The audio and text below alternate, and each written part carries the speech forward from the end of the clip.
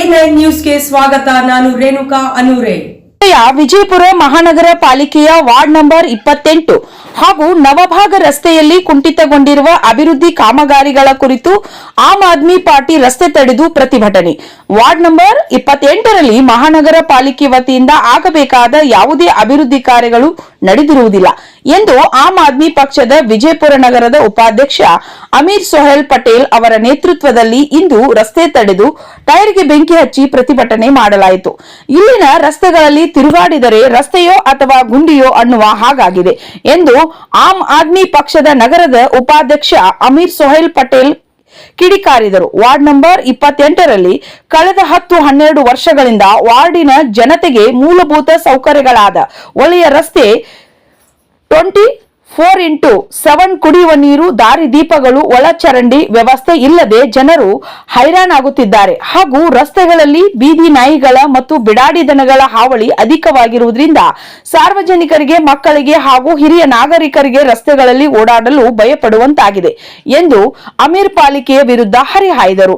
ಜಿಲ್ಲಾಧ್ಯಕ್ಷ ಭೋಗೇಶ್ ಸೊಲಾಪುರ್ ಮಾತನಾಡಿ, ವಾರ್ಡಿನ ನಾಗರಬಾವಡಿ ಪ್ಲಾಟ್ ಹಾಗೂ ತಾಜಾವುದ್ದೀನ್ ಹೋಟೆಲ್ನಿಂದ ಸರ್ಕಾರಿ ಬಾಲಕಿಯರ ಶಾಲೆ ನಂಬರ್ 4ರವರೆಗಿನ ರಸ್ತೆಗಳು ಅತಿಕ್ರಮಣಗೊಂಡಿದ್ದು, ಅತಿಕ್ರಮಣ ತೆರವುಗೊಳಿಸಿ ರಸ್ತೆಯನ್ನ ಅಭಿವೃದ್ಧಿಪಡಿಸಬೇಕು. ಜನರು ಹಾಗೂ ಆಮ್ ಆದ್ಮಿ ಪಕ್ಷ ಇದಕ್ಕೆ ಸಂಪೂರ್ಣ ಬೆಂಬಲ ನೀಡುತ್ತೆ ಎಂದು ಭೋಗೇಶ್ ಸೊಲಾಪುರ್ ಅವರು ವಿಜಯಪುರ ಮಹಾನಗರ ಪಾಲಿಕೆ ಆಯುಕ್ತರಿಗೆ ಮನವಿ ಕೊಡುವ ಮೂಲಕ ಆಗ್ರಹಿಸಿದರು.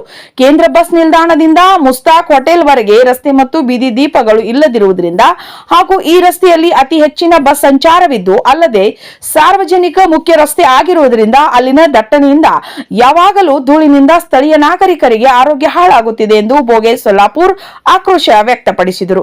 ಸ್ಥಳಕ್ಕೆ ಆಗಮಿಸಿದ ಮಹಾನಗರ ಪಾಲಿಕೆ ಆಯುಕ್ತ ವಿಜಯ್ ಮೆಕ್ಕಳಕಿ ಆಮ್ ಆದ್ಮಿ ಪಕ್ಷದ ಮನವಿಯನ್ನ ಸ್ವೀಕರಿಸಿ 2 ದಿನಗಳಲ್ಲಿ ನವಭಾಗ ರಸ್ತೆಯ ದಾರಿ ದೀಪಗಳು ಹಾಕಿಸಿಕೊಡುವುದಾಗಿ ತಿಳಿಸಿದರು.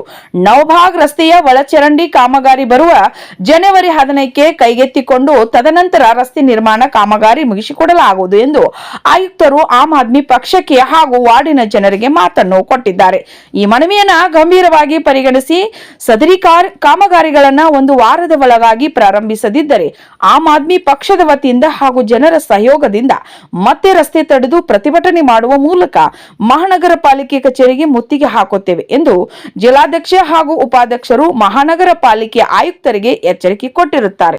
ನಮಸ್ಕಾರ ಕರ್ನಾಟಕ A9 ನ್ಯೂಸ್ಗೆ ಸ್ವಾಗತ. ನನ್ನ ಹೆಸರು ಅರುಣ್ ಕುಮಾರ್. ನನ್ನ ಹೆಸರು ತೇಜಸ್ವಿನಿ. ಕರ್ನಾಟಕದ ಎಲ್ಲ ಜಿಲ್ಲೆ ಮತ್ತು ತಾಲೂಕಿನಲ್ಲಿ ರಿಪೋರ್ಟರ್ಸ್ ಬೇಕಾಗಿದ್ದಾರೆ.